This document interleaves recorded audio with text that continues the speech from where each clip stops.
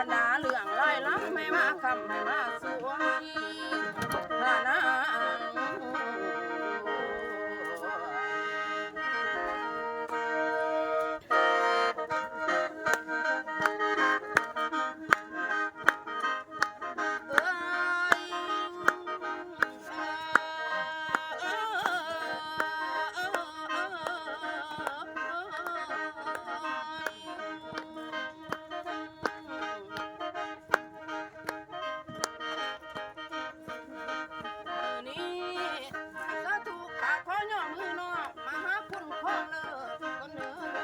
โอ้ยนางชิงลูก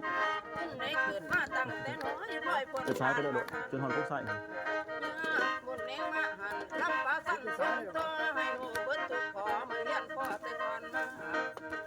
ต้องว่าจะให้นวลนิ่มคนกระจิ้มอ่างขับข้างไหลอ่างแหนนเบิ่งเต็มตึงอยู่สนาม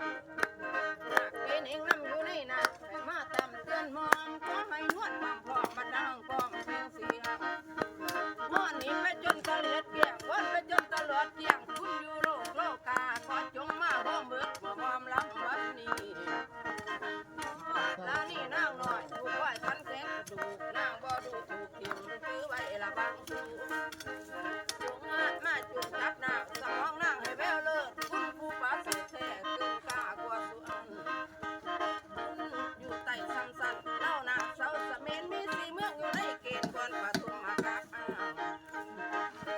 ตาจิตตีสางมีปัญญานำมาบัดผู้เนงผู้ข้าวอนเอิญให้สวยนะไปบ้าง12คุณโมนั่นเป็นพ่อแม่ทั้งหมดขอนี่จงมาสู่สุขสู่อันอย่าอ้ำใบทั้งวิราไทยผู้ผ้าคันแข็งกระดูกนางบ่ดูถูกทิ่มซื้อไว้ละบางสูงมาจูงจับนางสมองนางให้แววเลิศคุณผู้ฟ้าเสือแท้เกินกาพอสุอันอยู่ใต้ซ้ำสั้นเน่าหนักเสาสเมนมีสีเมืองอยู่ในเกณฑ์บอนปฐุมมากักตาจิตตีสางมีพญานำบาบัดบ่ลำผู้ขาหาวอนเอิ้นให้สวยนะ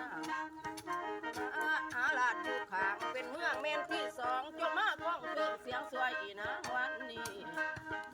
นี่ไม่สมผู้ว่าประจำมาในทวีติดสมผู้เพื่อนเว้าบ่เฮานี่นางลำ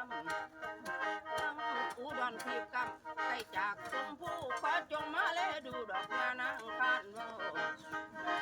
โมละโคยะได้เจ้าใกล้เฮาตั้งหลายหมื่นบัดย้อมือยังคือสิวานเอิ้นแก้วหาเมื่อคือผู้ขาละนึกว่ายามใดมาได้ไว้ทั้งหมดอย่าอยู่ได้ดวงสาเป็ดดีทิพย์สาสายนี่ให้เห็นดีดอมแน่บัดนางพุดเป็นแก่มาข้าข้างดูสายว่านางว่านไหวทำประโค80,000บ่ไหนเลิกตื่นเตือนไว้สู่อันเมื่อนางลำนั้นมาปั้นให้แก่กายขยายก้อนยาของบัดนางห้องใจแก่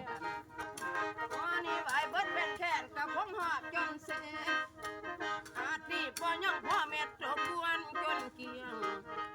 ข้าวนี่เมื่อนางจบเพียงพ่อเพียงสิขออวยกันเด้อลูกเอ้ยหันหน้าแนมมึงด้วยดอมทานผู้ทำไว้บางสัตว์ที่ท่าเฮามือนี้จะบาปใหญ่ใจดี